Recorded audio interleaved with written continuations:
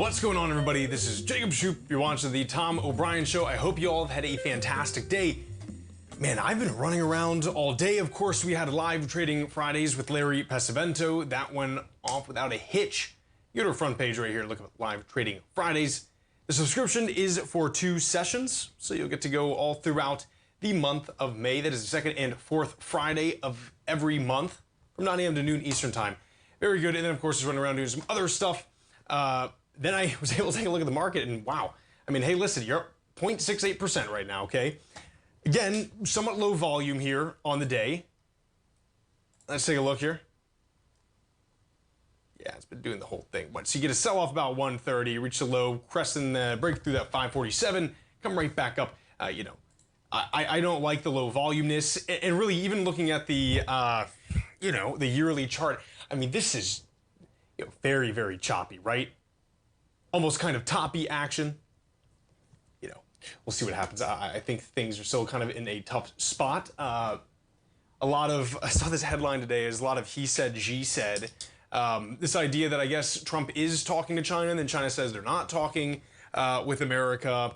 And, I don't know who to believe on that. Again, this whole market's been very headline driven for quite a while.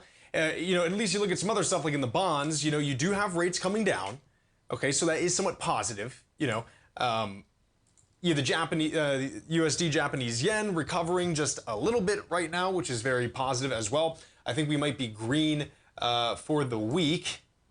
Yeah, it looks like we are, which is nice. So very good for that. That is some kind of moderate recovery in just how liquidity is acting, or how the money's acting. The composite trading up 1.11% at 17,358.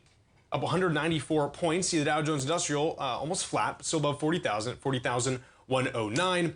With the dollar moving up a little bit higher, trading at 99.50, still below 100, but some nice movement to the upside.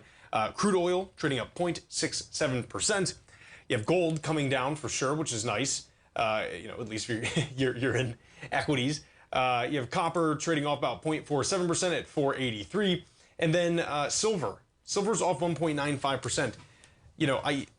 I feel very bad for some of the silver bugs here. It's a coupling really with gold, right, for such a long time. And I think really what happened here is that gold is considered, something that central banks will hold. It's a safe haven to an extent, right? I don't think silver has that same kind of, occupies that same kind of throne that gold does. So that's probably why you're not seeing this kind of reaction from silver. Of course, we had Tim Ord on yesterday. If I remember correctly what he was saying, he does think that you will have some movement to the upside in silver. So we'll wait and see what happens with that. You have Apple essentially flat, Bank of America up 0.19%, you have Citigroup up 0.38%, Celsius off a little bit as well. This has really run quite well in the recent months. Lucid up 1.63%, Meta. Tesla is the big one here, okay? So it's trading up 9.33%. What is the news with this, right? And this is some pretty good volume as well. One, we went over the earnings report that they had. It was not very solid in any capacity. I think a lot of people are saying, well, they already anticipated a bad earnings report. I think that was a very bad earnings report. What I was saying that day when we were going over the 10K was that there is a potential that a lot of this was skewed from the Model Y revamp and switching over.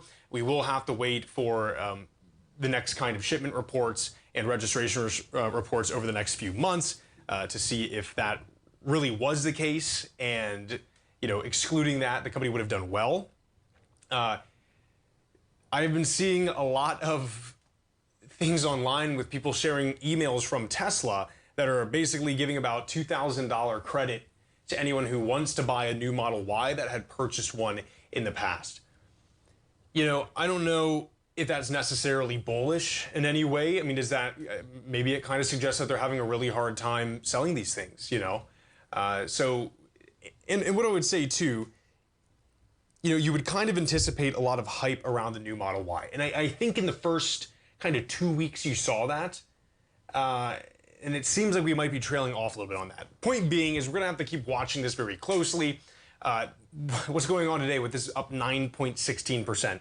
So one of the things that I had said that I felt bearish about regarding their full self-driving is the regulatory framework for it, right?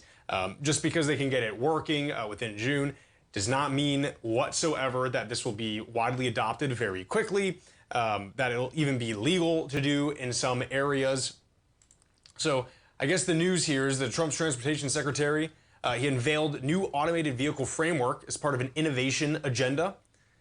Okay, so he says, quote, the administration understands that we're in a race with China to out-innovate and the stakes couldn't be higher. As part of DOT's innovation agenda, our new framework will slash red tape and move us closer to a single national standard that spurs innovation and safety. And this is with regards to full self-driving vehicles. So prioritize the safety, unleash automation, unleash innovation and enable commercial deployment of AVs, which is automated vehicles. That is bullish. That is bullish for Tesla wanting to do full self-driving. It doesn't mean that the minute it comes out, it's going to get adopted in a major way. It could, but that does, for me, kind of change a little bit of what I was looking at. I still think the stock is very expensive. Definitely looking at operating margin, definitely looking at, free cash flow. I think one positive thing I could really say is their cash to debt is unbelievable. It's very good. But we are now getting close to a 1 trillion market cap. And you're saying, well, Jacob, that's $100 billion away, according to Thinkorswim's market cap. That is not a lot for this stock to move in 2 days, in 3 days. So, you may, bar anything catastrophic, on the global scale, you could see this hitting 1 trillion pretty quickly. This is a pretty big move, So we'll see what happens. Can it hit 300? Of course it can. I think another thing too, with Optimus that I'm still bearish on, become more so on, is kind of the rollout of that, the adoption of Optimus. And then now, of course, this conversation surrounding how difficult it will be to get some of the rare earth elements required to make Optimus work.